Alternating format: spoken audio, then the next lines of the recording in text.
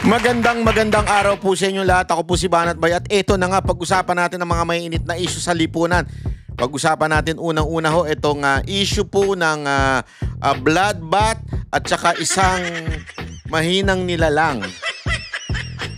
Hindi, alam nyo kasi mga kababayan, dahil nga po doon sa bitaw ni BP Sara Duterte na bloodbath, meron pong nangatog ang mga tuhod. Biglang umatras ang betlog. Hindi ko alam kung saan napunta. Pero tingnan muna natin, bakit ba kasi? Ano ba nangyari? Hindi kasi nung isang araw po mga kababayan, nung in-interview si BP Sara Duterte, sinabi niya, gusto ko matuloy yung impeachment.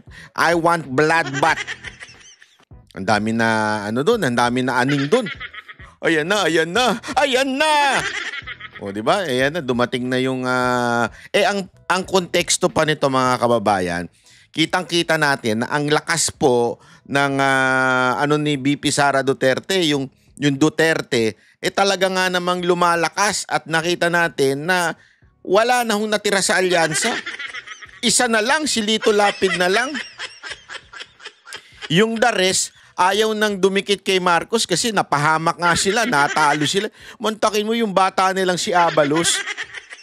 Yan ang pinakabata ni Marcos, si Abalos. Isipin mo, ang limpak-limpak na salapi ang ginastos niya sa advertisement. Grabe, alam mo, yung iba nga, napapaginipan na si Abalos eh. Bakit? Kasi sabi nila, kasi ako wala po akong telebisyon na nanonood ng local. Sabi ng mga ibang kakilala ko, grabe naman si Abalos. Dinaig pa yung jowa nila kasi yung jowa nila minsan na lang magpakita. Pero si Abalos daw maya't maya nagpapakita sa komersyal. Ganun daw katindi. Sa sobrang napapaniginipan na nila daw si Abalos, pambihirang buhay and yet talo. Alam nyo mga kababayan, isa lang ang dahilan kasi talagang mahina, walang star factor si Marcos na mag-endorse. That's the truth kung nga siya nagpupunta, naglalakad, walang pumapansin Kay Abalos pa kaya.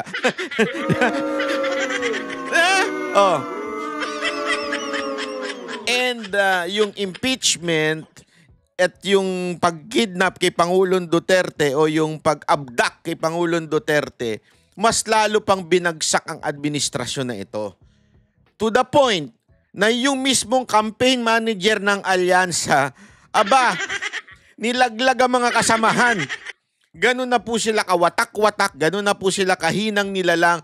Tapos ngayon, nung sinabi ni BP Sara Duterte gusto nyo talagang ituloy ang lintik na impeachment na yan na I want a bloodbath. Naku po, may napraning. Alam nyo naman, may praning, ning, pating, maning, bading, ding. Diba? Alam nyo yung kanta ni Francis M. na praning? Ganon May napraning po, biglang, sorry naman. Sorry. I want peace. Biglang I want peace ang kolokoy. Gago! I want peace. Gusto ko, sino bang may, diba, dapat we should not talk about politics. Gunggaw! Tangina, kung pwede lang magmura dito Sige nga, panoorin muna natin tong balita na ito ng malaman natin kung ano yung konteksto ng pinag-uusapan natin. By the way, highway baka lang naman. Bago tayo magpatuloy, huwag niyong kakalimutan mag-subscribe kasi mga kababayan, mantakin mo according to my analytic, ang mga nanonood daw, 52% hindi pa nakasubscribe. Kailangan po makikita niya ng subscriber, By next week, dapat mas mataas na yan, Pag hindi pa mataas yan, titigil ko na to. Naglolokohan na lang tayo. Hindi, kasi mga kababayan, gawin din natin yung parte natin. Naman nood lang tayo nanood, libre na nga. Ayaw nyo pa mag-subscribe. Para man lang, alam mo yun, para man lang masaya tayo, sama-sama tayo bilang isang banateros, di ba? Ganun na, eto, kayo na nga lang ang friendship ko Huwag nga awa naman kayo Nagpaawa ang puta para Tuloy na nga natin to, animal ka ba, Natbay? Bukas daw si Pangulong Bongbong Marcos na makipagkasundo sa mga Duterte. At pinauubaya rin daw niya sa Senado ang tungkol sa impeachment trial ni Vice President Sara Duterte. Saksi, si Ivan Mayrina. Really, I truly want a trial because I want a bloodbath. talaga. Naku po. Ang pahayag na ito ni Vice President Sara Duterte noong Sabado, kaugnay na napipintod niya impeachment trial. Binatikos si Party List Representative-elect Laila de Lima na isa sa magiging miyembro ng House Prosecution Panel. Anya, makokontempt ang defense team ni Duterte kapag sinubukan manggulo at magdrama sa paglilitis. Dapat siguro magkaroon ng... Dapat siguro. Dapat siguro. Akala mo santo talaga. Hoy, animal. Binaligtad ng CA ang desisyon sa kaso mo. Ang sabi ng CA, null and void. Ibig sabihin, null and void yung sinasabing acquitted ka. Ay, tigil-tigil mo yung kadramahan mo. Oh. Sus, Ginoo. O baka sabihin nyo, mura yung animal. Hindi. We are, sabi nga, di ba, ang human being is also an animal. Ito to, mamaya, i-google ko ha. May tawag sa atin yung highest form of animals. Kayo lang, ako hindi. Di ba yung mga asawa ninyo, parang aso mahilig sa doggy? joke lang. Hayop ka ba, Natbay? O, tuloy mo. Panibagong kaisipan yung ating Vice President. Yung kanyang mindset, baguhin niya dapat yan. Because it is so unbecoming of a high official. Inalmahan din ito ng Malacanang. Medyo may pagkabayolente ang tugon ng ating Vice Presidente, pero Pagkabayolente na. we hope that it is just a figure of speech and it should not be taken literally. I hope figure of speech.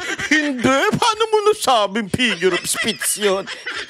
Paano mo nasabi? Hindi ko mag-gets. Paano mo nasabing figure of speech yun? Ay, nako. Hindi. Sabi niya, I hope figure of speech lang yun. So ano yun? Literal? Literal na bloodbath? Magbabarilan, magsasaksakan? Magkakaroon ng massacre sa loob ng Senado? Ano ba yun, te? Abogado ka ba talaga, te? Hindi kasi yung mga hirit mo, hindi hirit ng pang-abogado. Gago! I mean, common sense naman na it's not literal. Alam naman bloodbath, violente, talaga magkakaroon ng ano ba yun? Ang sakit mo sa bangs, te. Ang sakit mo sa bangs, sa totoo lang. Kahit wala kalbo ako. Mantakin mo, sabihin mo yun na medyo may pagka... Sana, hindi naman yan literal. Hindi literal. Sana figure of speech. Sinana mo pa talaga. Ito mga kababayan, para lang sa kalinawan. Sabi nga ni aking kaibigan na si ChatGPT, ang human evolved from primate ancestor and mammals, a class of animals. Paniniwala nila yan. Okay? We specifically belong to the Humanidae family, great apes. O, tingnan mo na. And are closely related to chimpanzees and gorillas. O, kaya nga tayo daw ay Homo sapiens. Kaya pala may mga homosexual. Hindi, iba pala yun. Sorry naman. Walang ganun. Hindi, Homo sapiens daw tayo. Okay? So, sabi, kaya animal. Pero ako hindi ako naniniwala, galing tayo sa unggoy. May mga mukhang unggoy. Sure tayo dyan. Pero nang galing tayo sa unggoy, hindi ako naniniwala. Tingnan mo yung katabi mo. Sinubukan namin kunin ang komento ng bise, pero wala pa siyang tugon. Sa bagong panayam kay Pangulong Bongbong Marcos sa kanyang kauna-unahang podcast, tinanong siya kung masasabi ba niyang ayaw niya ng impeachment. Sagot niya rito, yung impeachment, nasa Senado na yan. Pabayaan natin sila, may proseso yan. Pabayaan na. Naiba na yung tono niya, di ba? Dati, ayaw niya ng impeachment. Yung tono ni Yusek Claire, ayaw din niya ng impeachment kuno. Pero ngayon, nasa Senado na daw yan. Ayun na naman yung... Alam mo itong presidente natin, yung pabago-bago ng sinasabi, talagang walang tayo sa buhay. Ano ba yan? Yan ba talaga ay senyales ng... alam niyo na, hindi ko pwede sabihin. Kasi sabi nga ng NBI, hello po, binabati ko po mga taga-NBI cybercrime. Hello, nagmamatsyag daw sila. Nakatutok daw sila sa 40 na vlogger, including Banat Bay. So binabati ko po mga taga cybercrime, si Director. Hindi po fake news yan, ha? Nagko-comment lamang po ako, nagbibigay lang aking opinion na talagang ang ating presidente ay medyo may pagkalutang. Hindi ko sinasabing bangag, ha? Wala po ako sinasabing adik po ang ating presidente. Ang sinasabi ko po lutang. Kasi pwede ka namang lutang kahit hindi ka bangag. Halimbawa, gising mo, hindi ka pa nakapagkape, lutang ka pa. Ako, ganun ako. Pagka hindi pa nakapagkape, lutang ako. Huwag akong kakausapin. Talagang magkakagulo ang mundo. Yun ang ibig ko sabihin, ha? Dinilinaw ko lang cybercrime, NBI. Natin ang proseso.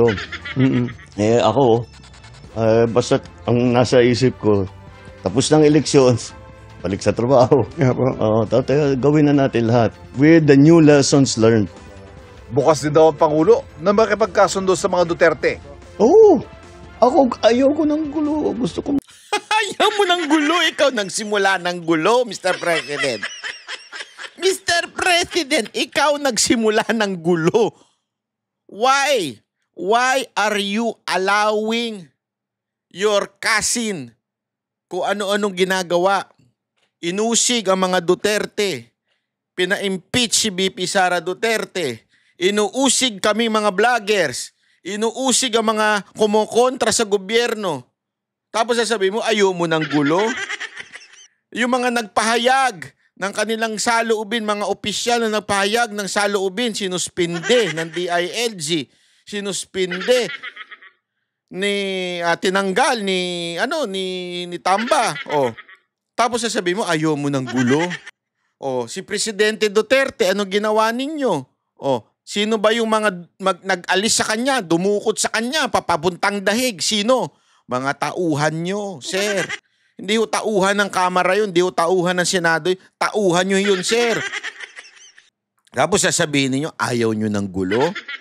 Porket natalo na kayo sa eleksyon, porket ngayon nanganganib na yung inyong ratings dumadaos-dos, talagang pailalim. Biglang, ayaw ko ng gulo. Tingnan mo yung tsura niya, tingnan mo, kaawa-awa. Wawa, presidente, wawa. Kawawa naman yung presidente. Kung talagang ayaw mo ng gulo, eto ako, gusto mo talaga ng share-share. Ako, meron niya akong komento, meron akong 3 sinadjust kung ayaw mo ng gulo talaga. Kung ayaw mo ng, kasi yan sinasabi mo gulo, yung term, di ba? Ayaw mo ng ganyan. Simple lang naman yan, 3 bagay lang yan tapos may additional na pang-4. Pero mamaya ko nasasabihin yung 3 bagay na yan, kasi nasabi ko na yan sa aking Facebook. By the way yung QR code ko dyan, baka naman. Pwede nyong komentuhan yan. Pwede nyo scan tapos follow nyo na rin. Hindi, etong isa lang Unang gawin mo, para medyo sincere ng konti yung sinasabi mo, tanggalin mo si Claire Castro. Kasi yung babae na yan, paatake ng paatake sa mga Duterte. Di ba? Tanggalin mo yan. Yan ang unang hakbang na kung gusto mo talaga ng tawag doon ng kapayapaan with the Dutertes, di ba? Tanggalin mo yung si Claire Castro. Ano yan parang hindi alam niyo ho ba? Kasi naalala ko lang uli to si Claire Castro. Nakita ko na naman nagbablog ng kung ano-ano. Naalala ko nung panahon ni Mocha, pinupunan ng mga media yan, mga putang inang to mga media na ito. Ito to kayong mga hindot na mga animal na mga bayarang, biased with ED na media. Dati galit na galit kayo kay Mocha nung nagbablog siya. At ang binablog niya ay yung ginagawa ni PRRD. Nagagalit kayo. Sasabihin nyo, akala ko ba official na siya, hindi na siya dapat nagbablog. Ganyan-ganyan kayo nun. Pero ang talagang dahilan kung bakit kayo nagagalit nun, kasi nauunahan kayo ng labas ni Mocha. Siyempre, content yun. Para sa inyo, pera yun, di ba? So, nagalit kayo nun. Sabi nyo, dapat di na nagbablog yan. So, tumigil si Mocha ng bablog. Bakit ito si Yusek Claire Castro? Tuloy-tuloy ang pagbablog niya. Sa totoo lang, mas mataas ang posisyon nito kay Mocha. Ngayon, press officer siya ang nagpe-press briefing. Bakit wala man lang nagtanong na media na, hindi po ba conflicting yung pagbablog ninyo tsaka pagiging opisyal ninyo? For sure.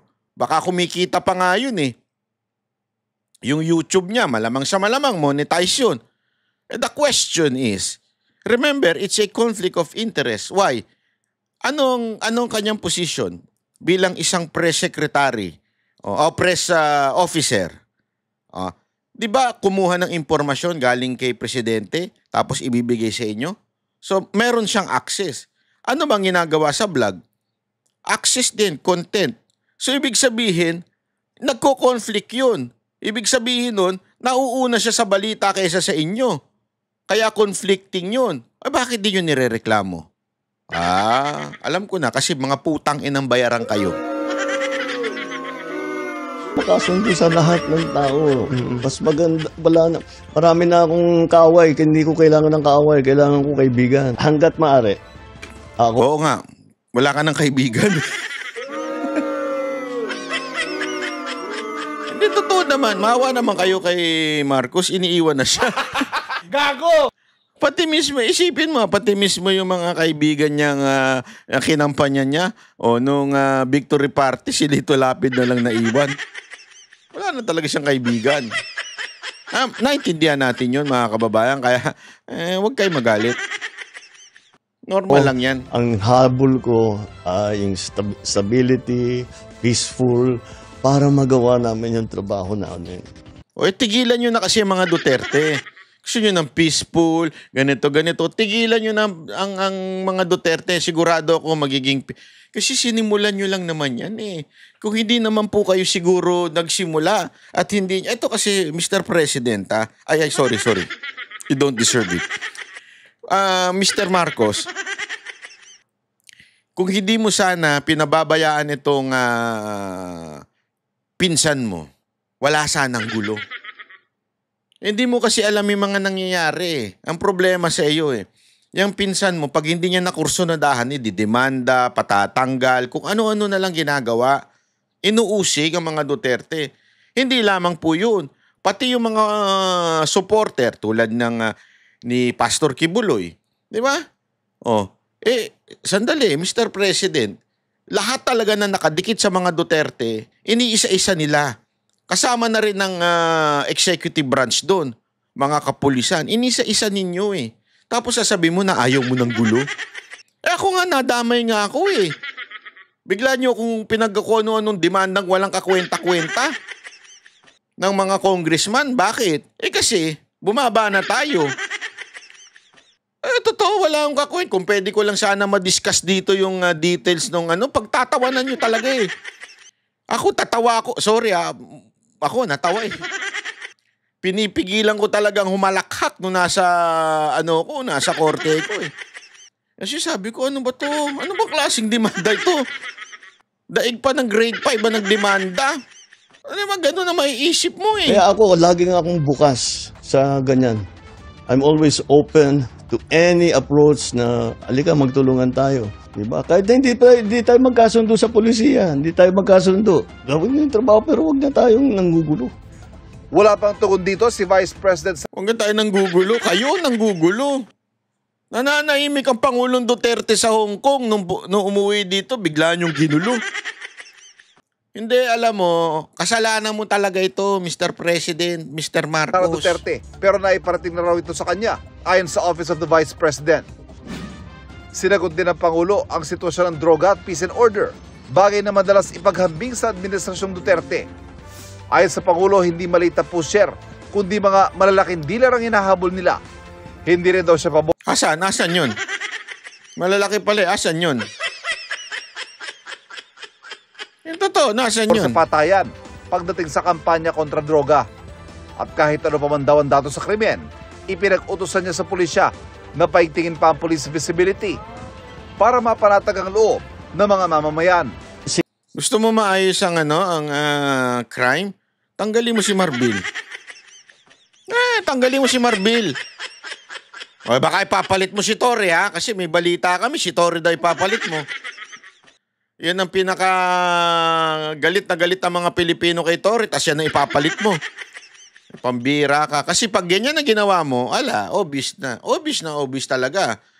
Obvious na nga ngayon eh. Obvious na talagang ginigipit nyo lang mga Duterte. Kasi yan na may kasalanan sa lahat ng bagay yan, si Torre. Ang dyan sa KOJC, kay Pastor Kibuloy, kay PRRD, tapos biglang pagyan ginawa mong PNP chief. Ano expect mo? Maayos ang patakbo niyan? Wala. Uusigin at uusigin lang niya ng mga kalaban mo. Siguro, dapat nga talaga maging mas mabagsik talaga. Dahil wala kailangan talagang maging mas efficient ang mas mabilis. I want to be respected but maybe fear is better.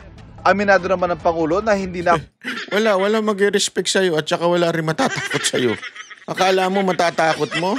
Ay sus, hindi. kuha ng kanyang mga kandidato sa alyansa ang resultang naisana nila nitong nagdaang eleksyon.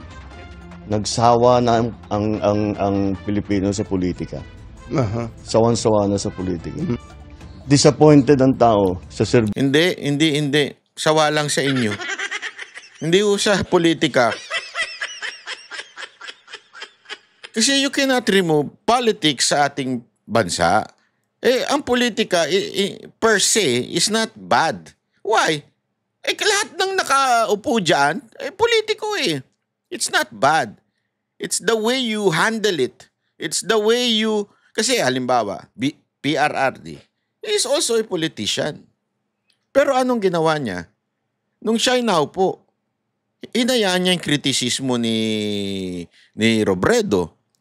Ano pa ginawa niya? Pinaayos niya yung airport ng Bicol na sobrang ganda na daw ngayon. Yun ang una niyang ginawa. Ibig sabihin, even if siya isang politician, hindi niya pinoliticize yung kanyang trabaho. Hindi sawa ang Pilipino sa politika, sawa lang sa inyo. Kasi kayo namulitika. Yan ang ginawa ninyo. Basta kalaban ninyo, basta nakadikit yan sa mga Duterte, kailangan yan mawasak ang imahe, perception. Kung yung iba pa nga natatanggal sa kanilang posisyon, basta Duterte ka.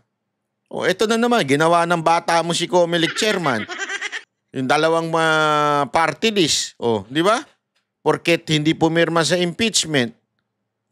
Sabihin na nating wala kang utos doon. Okay, sige. Pero sino nag-utos doon? Hindi yun isolated case o hindi yun kakaiba hindi yun normal. Yun po'y kakaiba. Ang dami-daming disqualification yan Yun nga lang bata mo si Erwin Tulfo. Mamaya, papakita natin. Di ba? Ang dami-daming disqualification yan. Mamaya, panoorin ninyo na itong si Erwin Tulfo ay sabi ng isang general ay isa palang sundalo ng Amerika. Naku po, patay tayo dyan. Gago! Erwin Tulfo, doon ka na sa Amerika. Vision ng gobyerno. Hindi nila nararamdaman at masyadong mabagal ang galaw. Na Buti alam mo na mabagal talaga. Buti alam mo. Nakakahiya ito, no? Hindi, nakakahiya ito, no? Mantakin mo. Ikaw yung presidente pero alam mo na talagang mabagal. Tama mali. Ikaw ang presidente pero alam mong mabagal ang gobyerno. 3 taon na, sir. Ngayon mo lang na-realize. Hindi. Eto tanungin ko kayo mga bayarang vlogger na tanso. Sige nga. 3 taon na. Natutuwa kayo? Sasabihin ninyo, masama na punahin siya? Mantakin mo 3. Una, eto na lang Una, anong sinabi nyo? Anong drama nyo nun? Wala pang 100 days. Baka batikos naman kayo. Ay, bigyan nyo naman muna na 100 days. Natapos yung 100 days. Wala pa yung 6 months. Bakit nyo na binabatikos si Marcos? Hindi nyo ba na dapat na? Ang papangit nyo pa, di ba? Tapos, ano pa, after nun, wala pang 1 taon, binabatikos nyo na. Ano man yan. Ang dami-dami namang ginaman yan ni Marcos, tingnan mo nga. At wala naman siyang pangakong 20 pesos na bigas. Hindi, lalong-lalo na yung si Sangkay. Papansin yung animal na yun Mayat maya ako ang ano niya, ang content nitong ang animal na to. O kesyo ano daw? Ano ba 'yun? Basta, yung sa 20 pesos na bigas kung ano-ano daw. Hoy. Bago ka magsalita tungkol sa 20 pesos na bigas, ilabas mo muna yung Talano Gold na ginawa mong content noon. Oh, tapos dinilit mo na lang nung pinuna kita. Huwag ka munang magsalita hanggang hindi lumalabas yung Talano Gold na yan. Alam mo, nung una nagbago ka na, nag-iba ka na ng content tungkol na sa mga extraterrestrial, ewan ko sa'yo. Tapos bumalik ka na naman dito kay Marcos. Bakit? Naayos na ba negosasyon nyo? Kaya ka bumalik? O kung bumalik ka na, asa na yung Talano Gold? Yung ginawa mong content nun.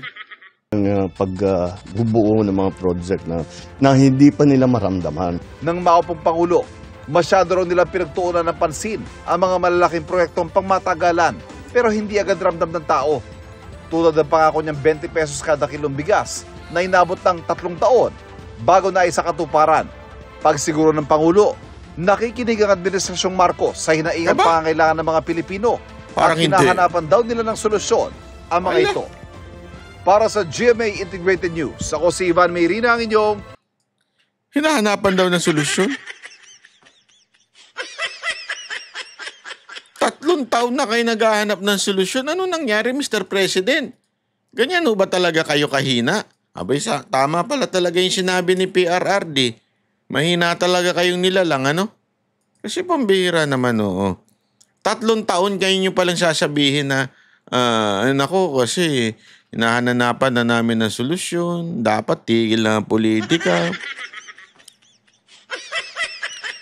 Ano mga kababayan, gusto nyo pa bang ituloy natin itong buong video niya kasi nakakairita eh. Hindi, parang ano lang, parang alam mo yung parang walang kwentang taong kausap. Presidente ito ha, hindi ito ordinaryong tao ha, hindi ito yung barangay captain o kagawad lang. Hindi ko naman sinasabing walang kwentang kausap yung mga yun, pero dapat yung knowledge mo pangkalahatan eh. Sige na nga, pakinggan na nga natin to kahit nakakabuisit. Anong realization nyo na ganito po ang naging resulta po ng eleksyon? May kinalaman po sa administration slate. Para sa akin, I have 2 conclusions dito sa eleksyon. Una, nagsawa na ang Pilipino sa politika. Sa'yo lang. Na sa politika. Hindi, sa'yo lang. Mensahe sa amin lahat. Hindi lamang sa akin, kung hindi sa aming lahat. Tama na yung pamumulitika ninyo. Don't speak for the Duterte. Sa'yo lang. Ano realization mo? Bakit ka nagsasalita para sa mga Duterte? Sino ka? Kala mo naman. Huwag kang yung sarili mo lang pag-usapan mo. Huwag kang nangingialam sa iba. Ay kasi mga Duterte, tuloy-tuloy lang eh. Palakas sila ng palakas, ikaw pahina ka ng pahina, tas mandadamay ka ng iba. Ano ka ng wewe, At kami naman ang asikasuhin ninyo. Tama rin naman eh. Tama rin naman. Bakit? Trabaho ba ni Duterte yan? Vice President, trabaho ba niya yan? Hindi. Ikaw lang may trabaho niyan. Ang Vice President never trabaho niyan, magsilbi sa taong bayan o kasi ikaw may control ng executive eh. Hindi naman pwedeng mangialam si VP Sara Duterte doon. Trabaho mo yan. Alam mo naman ang trabaho ng Vice President, mag-antay lang na mawala ka. Hindi totoo naman eh, di ba? I mean, ang Vice President, nag-aantay lang yan kung sakasakali may mangyari sa Presidente. Sana, sana kung may mangyari, tsaka siya papalit. Sorry mali lang yung pagkagamit ko ng words. I mean, kung papalit, kung may nangyari, siya ang papalit. Yun lang naman, pangkalahatang trabaho ng Vice Presidente hindi lamang kay Marcos ito Pangkalahatan ng trabaho ng Vice President, pag nawala ang Presidente, pagka baldado ang Presidente, kung ano man ang nangyari sa Presidente, papalit ang Vice President. That's the only job of the Vice President. Nothing else, nothing more. Tapos sasabihin mo, dadamay mo ngayon ng dapat di kami nagbabangayan para intindihin namin ang mga mamamayan. Hindi, ikaw lang. Walang damayan, sir. Trabaho mo yan. Hindi mo na kaya? Bumaba ka na kung hindi mo na kaya. Si VP Sara Duterte na. Bumaba ka na. Bumaba ka na. Hindi totoo, di ba? Kasi parang pagod na kayo. Hirap na kayo. Hindi nyo na alam gagawin ninyo. Eh di paubayan nyo na lang sa Vice Presidente. Hindi, ito kasi ang problema dito kay, kay Marcos. Sobrang kitang-kita mong mahinang nilalang talaga ito, mamang to. Mahina talaga. If you're the president and may nakita kang mali o kakulangan, hindi ka naman dadamay ng iba. Hindi problema. Hindi mo nasasabihin, hindi kasi nag-aaway-aaway problema. Hindi. Dapat isa lang yan. Ayusin ko yan. Sigurado yan. Bukas na bukas, maayos na yan. Ganun. Yan, alam mo, ang layo nito ni KPRRD. Kay Isko pa lang ang layo na eh. Hindi kasi si Isko, di ba? Yun yung sinasabi niya nung bakit kay Hani Lacuna, di ba, na nagka-leche-leche. Kasi ang ginawa ni Hani Lacuna, walang ginawa kung hindi sisihin yung past administration. Instead na, oy, ikaw na nasa posisyon, gawin mo na yan. Ipagpapatuloy mo na lang, hindi mo pa napagpatuloy. Parang ganito kay Marcos eh. Ang simple-simple na lang ng gagawin mong trabaho. Inayos na ni Pangulong Duterte ang lahat, ipagpapatuloy mo na lang, hindi mo pa ginawa. Kung ano-ano pa kasi inatupag ninyong concert dyan sa loob ng Malacanang. Puro kayo concert, puro kayo party. Talagang hindi nyo maayos ang trabaho ninyo. Tas gayon, mangdadamay ka ng iba. Hindi, kasi nagkakaroon kami ng politika, kaya nag-aaway-aaway.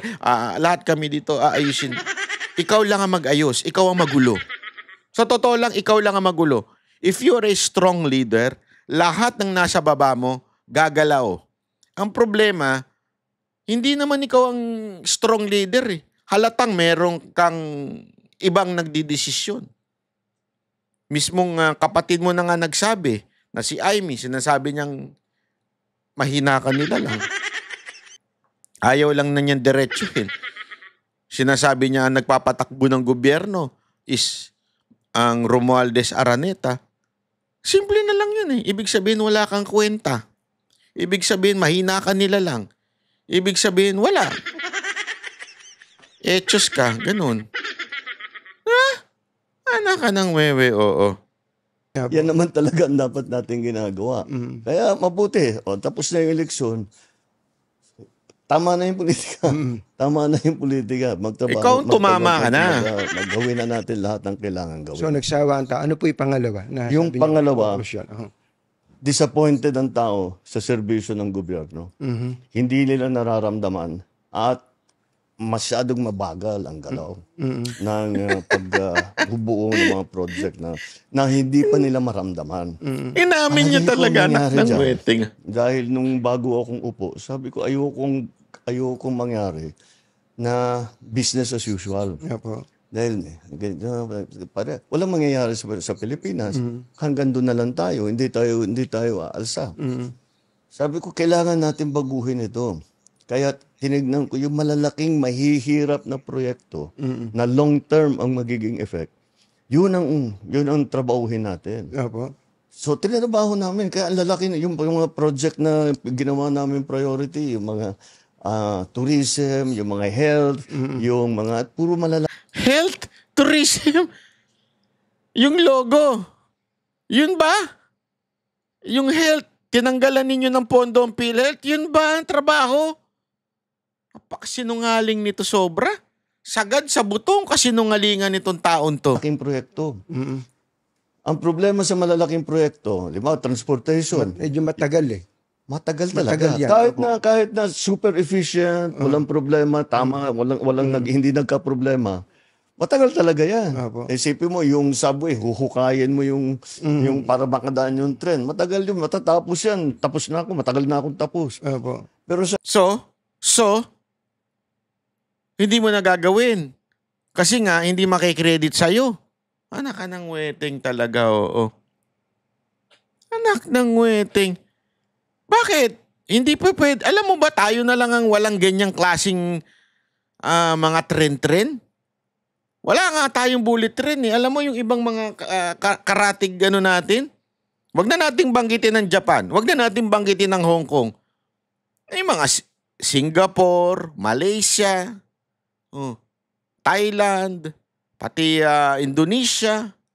Actually, hindi ko, ngayon ko lang nalaman recently sa Indonesia. Sabi ko, napakagrabe naman, kawawa na talaga tayo. Sobrang iwan na tayo. Tapos eto ka, sasabihin mo, wag na natin ano yan kasi matatapos ako na hindi matatapos yan. Anak ng weteng talaga ito. Wala ako masabi dito. The best president ka talaga. Ay, totoo. Wala ka talaga. Wala kang kwentang presidente. Gago! Sabi ko, kailangan magawa natin ito. Kasi kung hindi natin gawin, paano na? Hanggang dito na lang tayo. Kailangan gumawa tayo ng bago.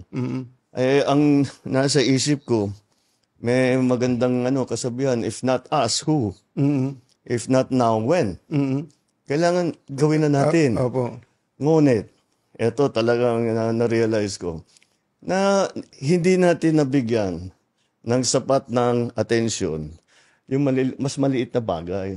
Yung para maging masagbaginhawa ang pang-araw-araw ng buhay ng tao. Yung pila sa tren, yung traffic, yung mga ganyang klase. Para naman mas maginhawa ang buhay ng tao. Kasi iniisip ko, hindi, pag pinaganda natin yan, gaganda rin. Anong gagawin natin ngayon habang inaantay immediate, na? Anong gagawin natin ngayon? Ano ba ginawa mo? Gumanda ba? May naayos ba? May nadagdag ba? Sino gumawa ng busway? Yan ang tama. Dapat mong gawin. Yung katulad na ginawa ni Pangulong Duterte. Immediate. Ano ginawa mo? Wala. Nga. Meron pala. Nagbali ka na yung mga mandurukot sa airport. Yun pala yun. Yun ba ginawa mo? Ako nagtatanong lang kung yun ang ginawa mo. Talagang bibigyan natin ng atensyon ngayon. Pero, inaamin niyo po ba na may pagkukulang kayo doon? Oo. Nag-concentrate kami lahat, yung kabinete lahat. Sinasabi ko, ito yung mga importante. Kailangan umpisahan natin ito. At kahit wala na tayo rito, nasa lagay na yan, na tuloy-tuloy na yan. Kailangan ng talagang tapusin. Yun ang talagang iniisip ko. Hanggang ngayon po ba, meron pa rin kayong countdown ng natitirang mga araw niyo sa Malacanang? Araw-araw. Pumapatak yung yung metro. Yung metro. Anong nararamdaman niyo kapag pag tingin, 1,130 plus days na lang? Ano pong nararamdaman? Hirap na hirap si Katon yun, Alam mo, I can relate to you. Hirap na hirap kang ibenta yung presidente mo, no? Sakit sa bangs niyan. Wala ka ma-example. Naman yung pagkaganon. Ganon din, mula nung umpisa, kailangan natin madaliin to. Ba't ang bagal? Ba't wala pa? Bakit hindi pa magawa? Binibiro ko nga yung mga mayayaman kong kaibigan, yung mga malalaking taipan. Sabi ko, naiinggit ako sa inyo dahil kahit napakalaki ng korporasyon ninyo, nahawak ninyo, pagka inutos ng CEO, ng boss, tapos na. Pagka ako nag-utos, marami pa akong kukumbinsin. Ang hina, ang put. Alam mo, eto Marcos, kung sino man na nag-advise sa'yo na gumawa ka ng ganyang vlog, sisantihin mo na. Mas lalo mong nilalaglag yung sarili mo. Mantakin mo, sabihin mo yan. Sabihin mo sa taong bayan na habang ang nainggit ako dun sa mga private na kaibigan ko, mga tay ko na once inutos nila, sumusunod lahat hanggang baba. Pero ako, kailangan kong kumbinsin lahat. Para mo sinabing wala kang kwenta. Para mo sinabing hindi ko kaya. Ang Pangulong Duterte pag nagsalita, pag sinabi kong stop it, walang niya kayo. Di ba? Pag ako, gusto ko, siguraduhin ninyo.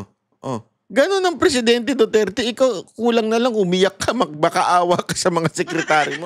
Parang awa nyo na, sundin nyo ko, please. Please. Remulla, parang awa mo na, sundin mo na ako, nagmumukha na akong tanga. Please. Huwag naman ganyan. Para ka hindi presidente umasal. Dito sa gobyerno, pagka meron ka naisip na bagong initiative, bagong idea, siyempre ilalapit mo dun sa rank and file, di ba? Apo. Para ito, implement ninyo ito. Naku, ang sagot na laging bumabalik. Ay sir, hindi pwede yan. Baka makuha kami. Totoo rin naman. Apo. Dahil patong-patong ang mga batas natin eh. Kung minsan, contradictory, lahat ng tao masyadong maingat. Apo. Which is okay na maging maingat. It is okay na magkaroon ng checks and balances. Pero wag naman maging paralysis doon sa bureaucracy. Nararamdaman ko po sa inyo yung frustration nyo, no? Na may gusto kayong gawin pero hindi nyo magawa. Pasensya na uli kayo. Tatanungin ko lang itong tanong na to. Masyado raw kasi kayong mabait. Marami nagsasabi sa akin yan. Oo. Anong gagawin ko? Maging masamang tao. Hindi ganun, Mr. President. Sakit mo talaga. Gusto ko nang iumpog tong ulo ko. Alam mo kung bakit nila sinasabing sobra mong bait? Ibig sabihin, yung mga taong nasa paligid mo, nag-aabuso na, wala kayong ginagawa.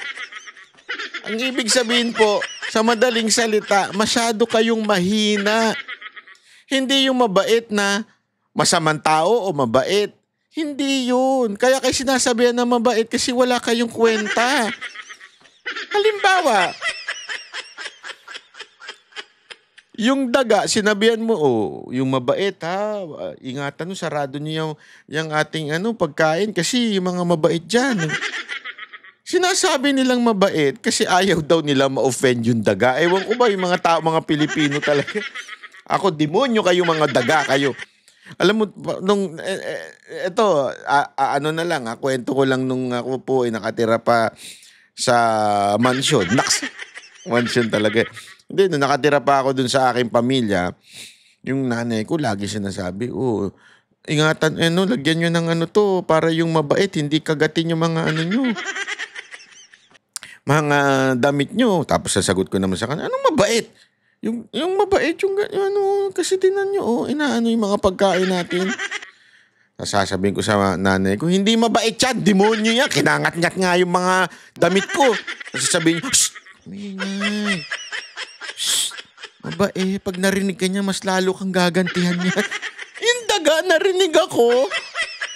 Sabi ko, hindi, mga demonyo yan, mga animal yan, mga ginaganon ko talaga eh. Ayun, kinabukasan, kinagat nga. Hindi, biro lang.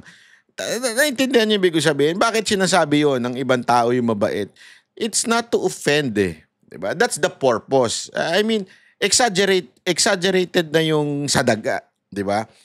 Sinasabi kang mabait para hindi ka i-offend na masyado ka naman mabait. Hindi. Ibig sabihin nun, pabaya ka. Ibig sabihin, mahina ka nila lang. Pag sinabihan ka ng kaibigan mo na masyado ka kasing mabait na boss kaya tuloy nagiging abusado yung mga nasa baba mo, anong gusto mo, maging masama ako?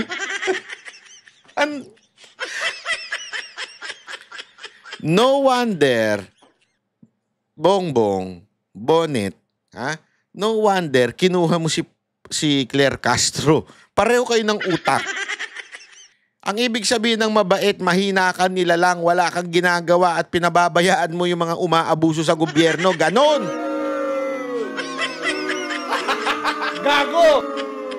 Tuwan-tuwa ka pa ngayon na tinawag kang mabait. Tingnan mo itsura mo. Mukha. Alam mo, tama talaga sa yung ginawang pelikula ng kapatid mo.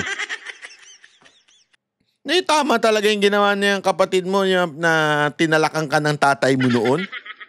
Totoo naman Tama talaga yung pag-portray nung kapatid mo sa'yo na tinalakan ka ng tatay mo dahil mahina ka, nila lang. Wala kang alam. Yan ang sinabi sa'yo ng tatay mo Hindi ako nagsabi niyan. Yung kapatid mong naggumawa ng pelikula.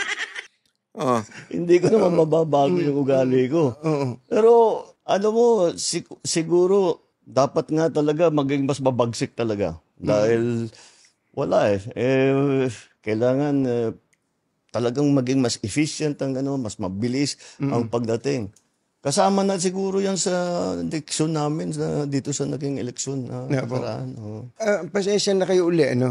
Bagamat ang gusto nyo sana wag na munang politika bago lang natin iwanan yung eleksyon. Can you categorically say na ayaw nyo po ng impeachment? Yung impeachment, nasa Senado na yan. Pabayaan natin sila, may proseso yan. Pabayaan natin ang proseso. Ako, basta ang nasa isip ko, tapos ng eleksyon, balik sa trabaho. Gawin na natin lahat. With the new lessons learned. Papasok na po kayo sa second half. Kumbaga sa basketball, papasok na sa second half. Binabanggit nyo kanina yung mga kailangan ng tao, yung agad-agad. Ako din po, yun din po ang nakita ko na agad-agad. Especially yung tungkol sa bigas. Pagkain, number 1 yan sinusumbatan kayo mula day 1 hanggang tinuturuan ni no? Hindi, magaling. Actually, pag ako naging politiko, kukunin ko ito si Taberna. Ang galing niya mag-promote Ang galing niya mag-feed ng mga hindi alam nung kausap niya. Ang galing niyang magturo yung leading questions niya. Ang galing. Ako, hanga ako sa kanya. Ang galing niyang promoter. Ang galing niyang PR. Talagang niya yung pag hindi na alam nung kausap mo, yung kausap mo medyo wala ng sense, i-direct ka niya. Diba? Kukunin ko ito pag ako naging politiko. Galing hanggang sa kamakailan lang, yung 20 pesos na bigas. Okay, tatanungin ko po kayo, nilots niyo po yung 20 pesos na bigas bago mag-eleksyon. At ang sinasabi na iba, ako, hindi sustainable yan. Patsi-patsi lang yan. Hindi maitutuloy ng gobyerno yan. Unang tanong ko po, ba't ba ngayon nyo lang ginawa yon? At pangalawa, hanggang kailan ba to? Baka nga patsi-patsi lang po ito. Sige. Ang tanong, bakit ngayon lang? Bakit ngayon lang? Kung kaya nyo palang gawin, ba't di nyo ginawa nung 2022? Nung 2023? Dahil hindi namin, nung 2022, 2023, hindi pa namin kayang gawin. Bakit? Ang key dyan, yung production. Kaya patayo namin ng irrigation, ang dami naming dam na ginawa, ang dami na naming pinamigay na makinarya. 2023, ang ani ng palay sa Pilipinas, pinakamataas sa kasaysayan ng Pilipinas. Nalampasan pa yun noong 2024. Kaya sa production, dahan-dahan, inaalalay natin. Bakit ngayon lang na tayo nagbibigay ng tulong sa produksyon? Ewan ko sa'yo. Dahil ang Pilipinas, ang mga opisyal, na-spoiled. Basta't import lang ng import. Tapos, yung importation niyan, illegal and legal. Ang katotohanan, ang nakita namin, ang pang-control doon sa presyo ng bigas ay ang smuggled na bigas. Kaya nag-hoard. Yan.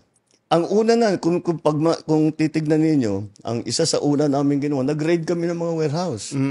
Etong pinakamalupit. Sinabi namin, ba't may ganito? At hindi na iniintindi, basta't puro ang import natin. Dahil lang nag-i-smuggle, mga official din ng gobyerno. Kumikita sila. Di bakit nila papalitan? Sige, pasok lang sila ng pasok. Hindi nila iniintindi ang production. Hindi iniintindi yung sistema. Hindi nila iniintindi ang presyo ng palay, ang presyo ng bigas, ang kikitain ng magsasaka. Wala. Kailan po itong mga nag-i-smuggle? Basta ito yung nakita namin. Noong pag-upo ko, meron talagang ganyan. Nung inipit namin yung mga smuggle at rineraid na namin yung mga warehouse, nabawasan yung supply. Kailangan namin ayusin yung NFA. Lahat yan, yung mga changes na ganyan, hindi ganun kasimpleng gawin. May batas na kailangan palitan, meron mga taong kailangan palitan, ibang konsepto na. Sa madaling salita, kailangan pa namin ng mga 6 na taon para mapalitan. Tapos alam ko na yung sasabihin nito pagdating ng panahon na para magpatuloy ang pagbabago, para maayos at bumaba ang bigas, iboto niyo uli ako. Hindi pala pwede yun. Unless baguhin niyo. O kaya iboto ninyo itong pinsang ko. Malamang, ganun ang tono ninyo pagdating ng panahon. Di ba? Para lang ma-justify nyo na kailangan nyo pa ng isang continuity.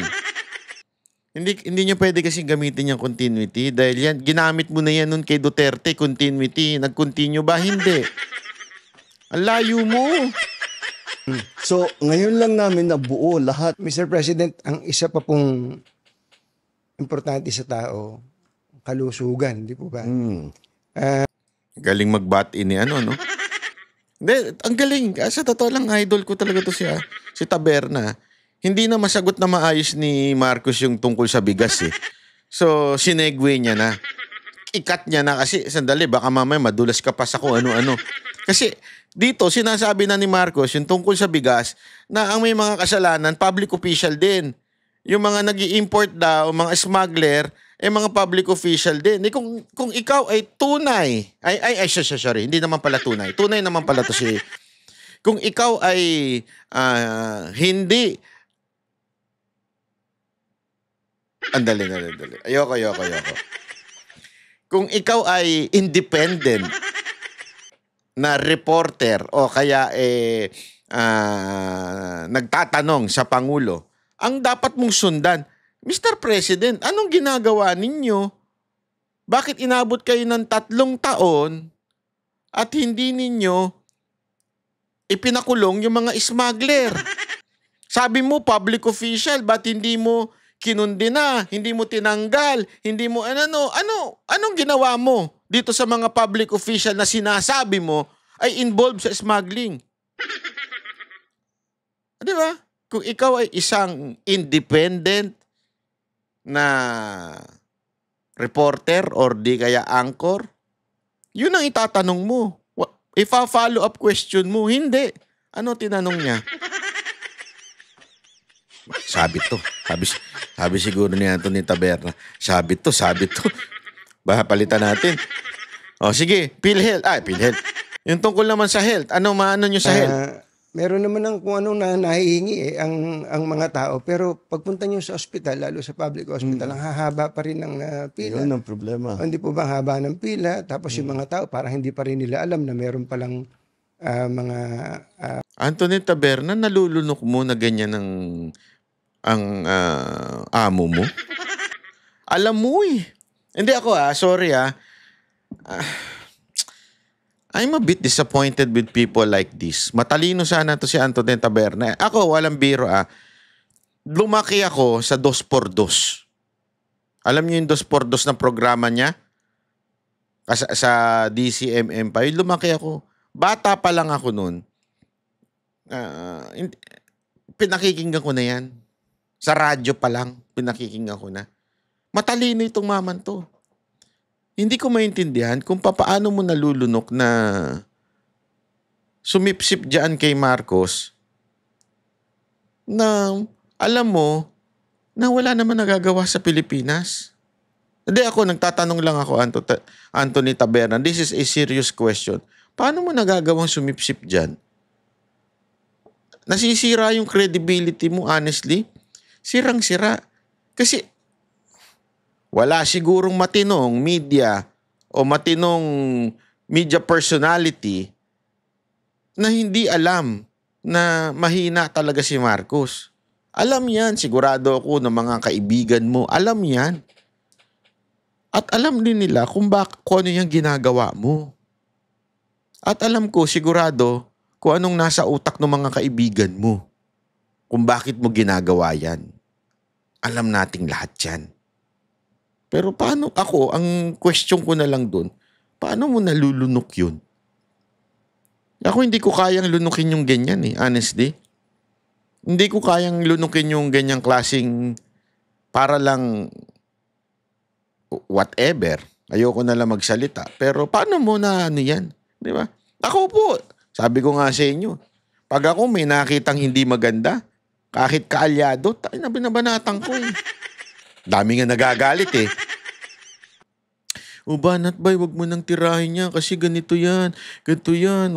Kesa naman hindi ma-unite ang mga DDS, ganyan.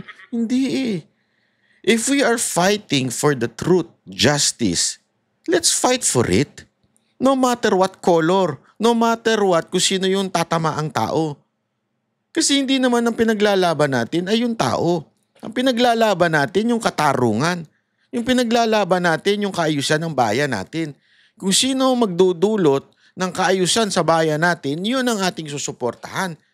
At kung sino yung makakasira sa mga desisyon, yun ang ating babanatan. Kaya nga ang tema ng ating channel, pag tama, palakpakan, pag mali, banatan. Anthony Taberna, you're so disappointment. Mali po yung English ko. I'm so disappointed. Yon, ikaw talaga banat ba yun? Programa ang gobyerno tungkol sa ganito. Number 1 po dyan, yung tungkol sa PhilHealth.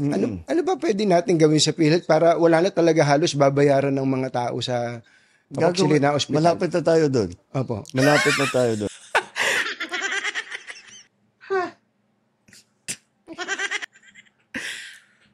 Grabe ang kapal ng mukha ng ating presidente. Kasi ang tanong ni Katon Ying, sabi niya, paano yung sana wala na tayong babayaran sa ating mga pagpapagamot. Sagot ba naman ni Marcos, malapit na tayo doon.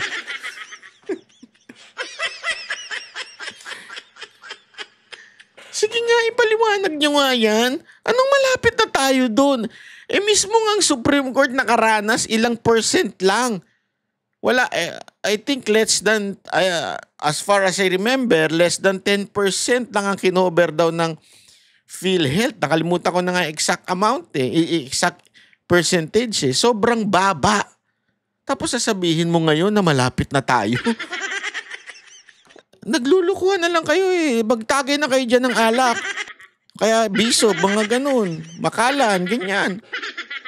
Usapan lasing na yung ginagawa nyo. Nabanggit mo na rin yung mga pila.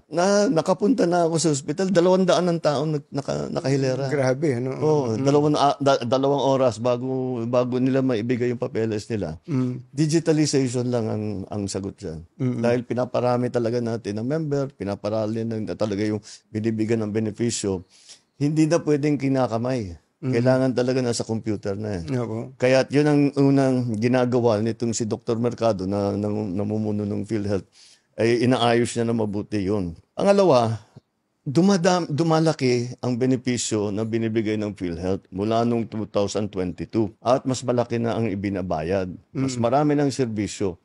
Nandungkot nga ako, may nakita akong survey. Tungkol sa PhilHealth. Sabi niya, sana yung presidente, ang PhilHealth ay tugunan na nila yung top 10 diseases or sicknesses in the country. Alam mo kung bakit ako nalungkot? Bakit po? Ginagawa na namin. Hindi lang alam ng tao. Yan ang sinabi mo. Ginagawa na namin. Ginagawa na namin, hindi lang alam ng tao. Sino nakakaalam? Kayo lang. Sino nakakaramdam? Kayo lang din. Ibang level ito. Ibang level na bulahan to. Ay nako, dinaig nyo pa yung magjowang nagbobulahan o kaya yung nanliligaw. Pero patuloy kung titignan tayo at pag-aralan. Sir President, nasaan ho yung pagkukulang? Andyan na pala yung programa. Bakit hindi alam ng tao? Yun ang problema din. Siguro naging problema namin. Dahil yung tao, kasama na rin yata sa analysis dito sa eleksyon. Hindi alam ng tao yung ginagawa na. Nagugulat sila kung minsan pag sinasabi namin, eto pwede na kayo dito, meron kayong ganito, meron kayong pwedeng benepisyong ganito. Hindi nila alam na pwede silang mag-claim ng ganon. Halimbawa, tinignan namin ng isang araw, dialysis. Sabi ko, ba di natin pwedeng libre? Libre lahat. Kasi may binabayad pa yung nagda-dialysis Tama po. Paano gagawin yan? So, tinitignan namin yung numero. Kung ano yung pondo ng PhilHealth, para diyan, ano bang pwede nating ibigay? Sa cancer, milyon-milyon na ang binibigay nating tulong. Siyempre, yung mga buntis, yung mga common, hindi na natin dadalhin pa sa ospital yun. Kaya nagbukas tayo ng bukas centers. Ang bukas centers, yung bagong urgent care ambulatory services. Yun ang bukas center. 24/7 yan. Hindi nagsasara. At yan, yung mga simpleng bagay. Para hindi na kailangan pumunta sa malalaking ospital. Habang pinakikinggan po kayo, halimbawa, yung nabanggit nyo yung parang Grabe, no? Katang isip, Mr. President. Yung sinasabi mong yan. Hindi, kayo mga kababayan, nararamdaman nyo ba yan? Loko-lokohan na to. Legalization, para mabawasan ang pila. Ako, meron pa po akong isang naisip, baka lang pwede nyo i-consider. Sige. Para matigil tong pila-pila na yan. Kasi nga, nakakalungkot na yung iba, ma-absent pa sa trabaho para lang makapila. Yung kamag-anak nila, pumipila. Meron po tayong PhilHealth. Meron tayong DOH. Nahihingan po ng tulong yan. May DSWD, pagka may sakit. May PCSO. At pagka nakachamba ka pa, merong guarantee letter pa yung congressman na kaya halos wala nang binabayaran talaga. Kaya lang, 5 yung pipilahan mo. Oo nga. Pwede po bang magpatayo na kayo ng isang pipilahan na lang kung hindi man kailangan? Para diretso na po ang tao. Para tutulungan mo din lang yung tao, wag mo na silang pahirapan. Lahat yan, ang problema talaga. Di ba ginawa ni Pangulong Duterte yan? Katunying naman. Hindi mo alam. Yung sinasabi mo one-stop shop. Ayan yun eh. Pakinggan natin ha. Yung proposal ni Katunying. Pila na yan. Kasi nga, nakakalungkot na yung iba, ma-absent pa sa trabaho para lang makapila. Yung kamag-anak nila, pumipila. Meron po tayong PhilHealth. Meron tayong DOH. Nahihingan po ng tulong yan. May DSWD, pagka may sakit. May PCSO. At pagka nakachamba ka pa, merong guarantee letter pa yung congressman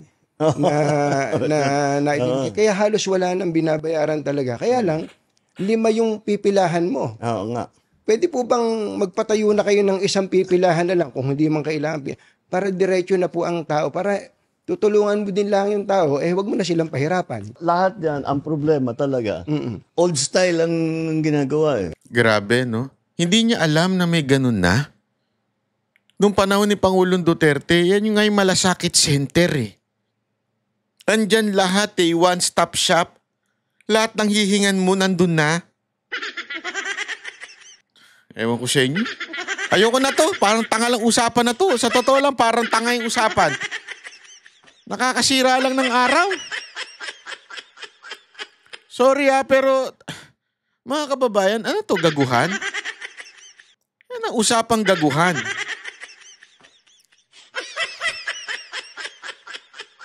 Ano kaya magandang title ko dito sa video na to? Usapang gaguhan?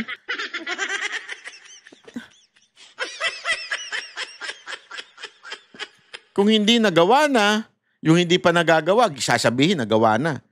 Yung nagawa na, sasabihin hindi pa nagawa at siya ang gagawa. High blood ako, meron bang gamot dyan? Kapi ka kasi ng kapi, kaya tuloy na high blood ka na. Sobra naman kasi yan, Mr.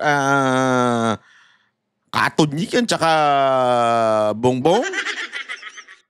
Masyado, bagay talaga siya yung BBM, budol-budol man. Bagay sa kanya yung BBM, dapat talaga gawan siya ng uniforme. Uniforme ng hero, tapos nakalagay doon budol-budol man. Ang tindi ng pambubudol eh. Hindi ko talaga ma-get sa'yo, Marcos, kung ano nasa isip mo. Sino nagturo sa'yo niyan? Kasi hindi nakakadagdag points yan siya nagsasabi mo. Sa totoo lang, yung mga tinitingnan ko ngayon nagko-comment doon, pinagtatawa ng kape. Yung mga nagko-comment sa website, sa Facebook mo. Tapos kung meron man pumuri sa'yo, halata, pag tiningnan mo, sarado yung account, walang picture. Wala talaga kalokohan. Magising ka na. Sabi ko nga sa'yo, 3 bagay lang ang gawin mo. Yung una-una, extra lang yun yung sibakin mo si Claire Castro. Pero kung gusto mo mapayapa, pabalikin mo si Pangulong Duterte, since ikaw naman nagdala doon, dalhin mo dito, pabalik si Pangulong Duterte. Pangalawa, itigil nyo na yung lintik na impeachment na yan dahil walang kwenta yan, mauubos lang ang pera ng taong bayan. Wala. As in, wala lang magagawang trabaho yung mga senador natin. Although ako, I want a bloodbath too. Number 3 na gawin mo, magpa-hair follicle test ka na, yung drug test. Pag inayos mo na yon, yung pangatlo na yun, yung drug test na yun, hair follicle test, sigurado ako mananahimik na yung dapat manahimik. Sige na. Magso-sorry ako kung sakasakali. Sorry. Sorry, my theory that I never told you is not true. Magso-sorry ako. Sige na, yung pangatlo. O sige, yung pangatlo na nga lang kahit wag na yung dalawa. Kasi sigurado ako hindi mo gagawin yung pangatlo eh. Pero pag ginawa mo yung pangatlo at nag-fail ka, pwede ba bumaba ka na sa pwesto? Mag-resign ka na. Kasi, kung nag-fail siya, ibig sabihin, dapat delikadesa na yun. Delikadesa na yun. Again, kung nag-fail ka, hindi ko sinasabing gawin mo yan ngayon. Pero mas maganda. Pero hindi natin siya pababagsakin. Wala tayong plano dyan. Kasi again, paulit-ulit ko sinasabi sa inyo, hindi po ako sang-ayon sa kahit anong form of rebellion, form of destabilizing the government. I'm not for that, okay? But, kung in a peaceful way, in a legal way, resigning is a legal way. If you want, you can resign anytime. Kasi parang hindi mo na kaya. Hirap ka na. Gusto mo nang gumaya doon sa mga friend mong mayayaman na sumusunod lahat ang pag sila nag-utos, ikaw walang sumusunod sa iyo. Hirap ka. Mas mabuti pang mag-resign ka na lang. O kaya mas maganda, alam mo, Bongbong Marcos, mag-follow ka na lang sa Facebook ko kaya tsaka sa TikTok ko. Ayan, no? At kung maaari din, mas maganda siguro, mag-subscribe ka na kasi, kalahati lang ang nanonood dito. 47.9% lang ang nanonood nito na hindi pa nakasubscribe. Mahiya naman yung mga hindi pa nakasubscribe, ha? Sana naman mag-subscribe na kayo. Mura lang po, walang bayad. Hindi pala mura, walang bayad. Pag nag-click kayo, hindi naman kayo matcha-charge. So, subscribe na kayo, ha? Kasi, para naman, sama-sama tayong masasaya dito. Anyway, ako po si Banat Bay. Sana po magkita-kita ulit tayo sa susunod nating video. At sana po ay talagang maayos na ang ating bayan sa pamamagitan nitong bagong 12 nating senador. Sana naman po asikasuhin nyo yung dayaang naganap sa sa tawag dito sa Comelec. Kung maaari lang naman. Okay? Thank you very much. God bless everyone. See you soon. Bye-bye. Yan ang Banateros, boses ng ordinaryo Pilipino. Banateros ay walang makakaawan.